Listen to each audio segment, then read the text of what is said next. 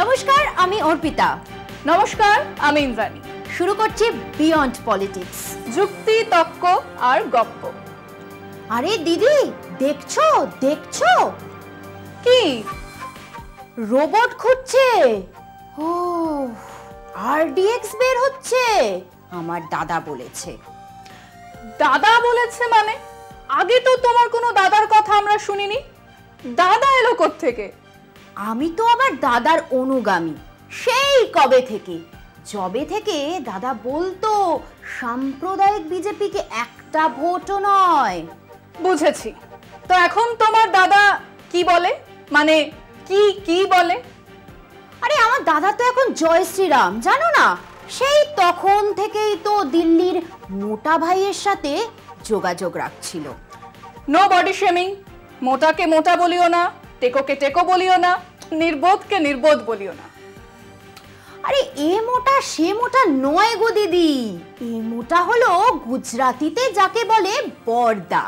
আরে আমি কি নির্বোধ, টেকো, মোটা এইসব বলেছি নাকি? বুঝেছি। অমিত শাহ দেশের স্বরাষ্ট্রমন্ত্রী, তাই তো? তো তোমার দাদা সেখানে ভিড়লেন কেন? আরে সেটা তো দাদা আমাদেরকে বলেনি, কিন্তু আমরা তো অনুগামী, আমরা পাশে পাশেই থাকতাম, ঠিক বুঝে ফেলেছিলাম। কিন্তু তখন দাদা আবার ডোন্ট টাচ মি এইসব বলতো না। সে তো হলো, তাহলে কি বুঝেছিলে? তোমাদের দাদা সেদিকে ভিড়লেন কেন? তোমাদের দাদা সে গুণধর কি বলেছিলেন, রামভক্ত বলে? আরে না না, ওই যে ক্যামেরার সামনে টাকা নেওয়ার কেসটা সামনে চলে এলো না, আরো তো অনেক ঘাপলা আছে জানো না। তখনই দিল্লির মোটা ভাই বলল, জেল না পাল্টি। কে জেলে যেতে চায় বলো দিদি? তো তিনি জেলে না গিয়ে পাল্টি খেলেন ওই কটা সামান্য টাকার জন্য, ওই ছবির জন্য? দোষ ওই সব কিছু নয়, আরো অনেক ঘাপলা আছে গো। আরে কোঅপারেটিভ ব্যাংক, তারপরে চাকরির বিলি, কত সব ঘাপলা আছে। তো উনি বললেন চলে এসো, সব পাপ ধুয়ে যাবে, আর উনি চলে গেলেন। আরে ওভাবে কি পাপ ধুয়ে যায় নাকি? পাপ কেউ ছাড়ে না, কিন্তু ওদিকে গিয়ে পাপ করলে মানে ওই যত রকমের ঘাপলা, চুরি। দিল্লির মোটা ভাই তো ফুল গ্যারেন্টি দিয়েছেন, তাকে কেউ কিচ্ছু করবে না, ফুল প্রুফ গ্যারেন্টি। শোনো ভাই, এসব কিছু না, এসব সবাই জানে, এসব অ্যাজ দিও না তো। ওই যে কি সব রোবট টোবটের গল্প বলছিলে, সেটা বলো দেখি। আরে ওই রোবট দেখোনি, ব্যাকডেটেড।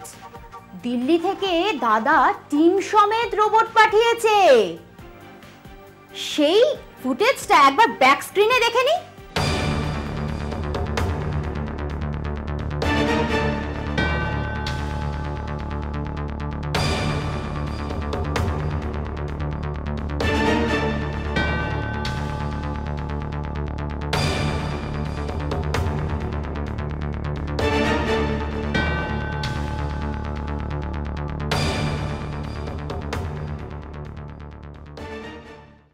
বুঝেছো, দাদা আমাদের রোবট পাঠিয়েছে আরডিএক্স বের করার জন্য। তাছাড়াও বোমা বারুদ সে নাকি নিজেই খুঁজে বার করবে।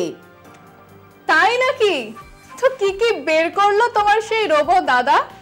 আমরা তো দেখলাম ইট বসানো রাস্তায় সে আসছে আর যাচ্ছে, আসছে আর যাচ্ছে।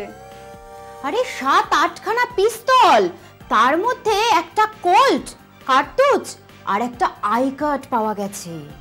ওরে বাস, মানে এই ভোটের বাজারে সারা বাংলা জুড়ে রাজ্য পুলিশ 475টা আগ্নেয়াস্ত্র মানে ঠাই ঠাই ঠাই ঠাই ঠাই উদ্ধার করেছে। তারপর 637টা কার্তুজ, 41 কেজি বারুদ, 1123টা বোমা উদ্ধার করেছে।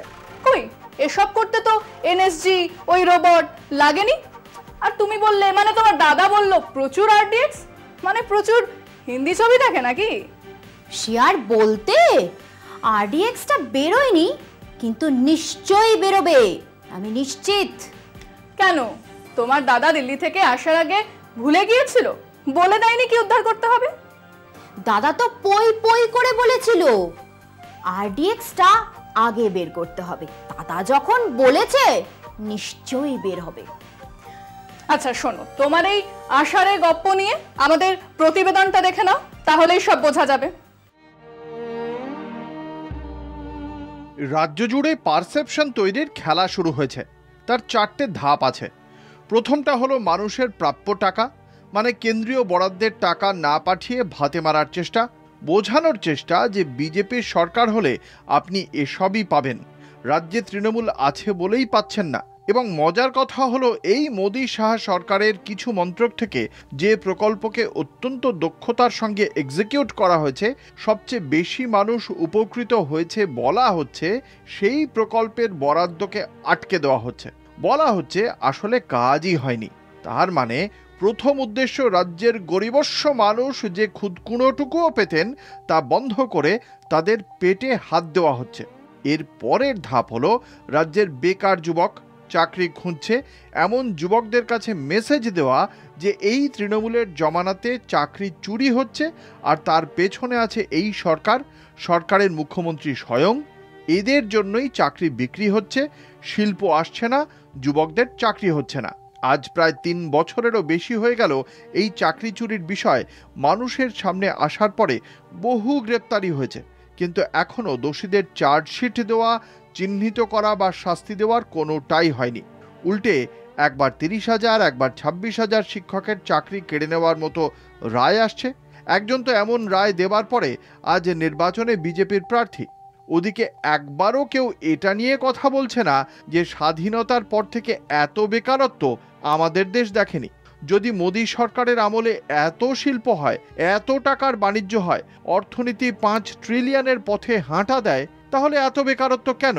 আর যারা এই বেকারত্বের জন্য দায়ী তারা এ রাজ্যে বেকারদের জন্য চোখের জল ঝরাচ্ছে। 3 নম্বর ধাপ হলো মানুষের কাছে দুর্নীতির জন্য দায়ী রাজ্য সরকার, এই পারসেপশন তৈরি করা। কদিন আগে থেকেই লটারি লটারি বলে চিৎকার হচ্ছিল।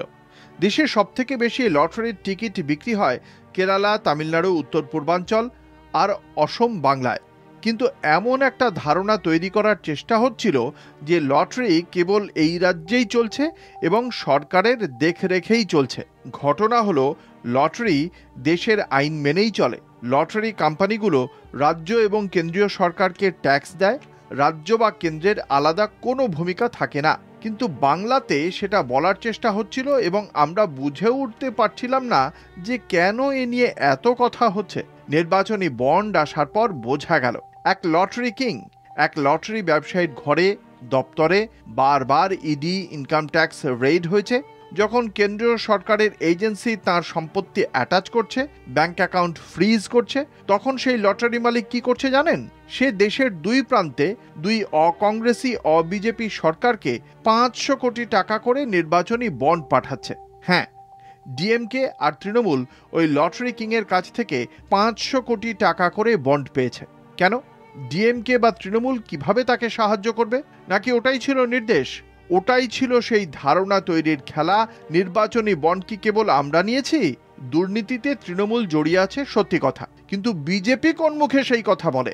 রীতিমতো তোলাবাজি করেই এই বিজেপি তাদের ভাঁড়ার ভরিয়েছে, আজ তা দিনের আলোর মতো পরিষ্কার। কিন্তু দুর্নীতি নিয়ে তৃণমূলের বিরুদ্ধে একটা পারসেপশন তৈরি করার কাজও চলছে। তাতে শিক্ষা, স্বাস্থ্য, সরকারের প্রত্যেকটা প্রকল্পকে জড়িয়ে নেওয়া হচ্ছে। আর 4 নম্বর হলো সুরক্ষা নেই।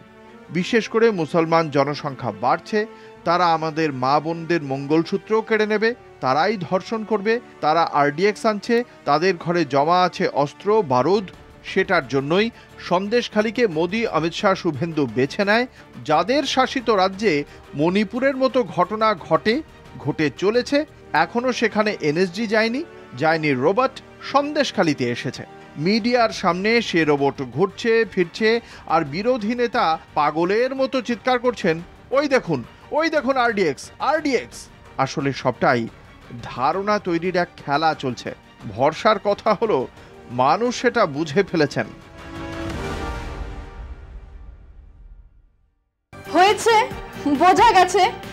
তোমার দাদা আসলে এক কল্পনার ছবি মানুষের কাছে তুলে ধরতে চাইছে, যার পুরোটাই বানানো, মিথ্যে। ওই পিস্তলগুলোও বানানো? ওই কোল্ড পিস্তল, ওগুলো কার? জবাব আছে?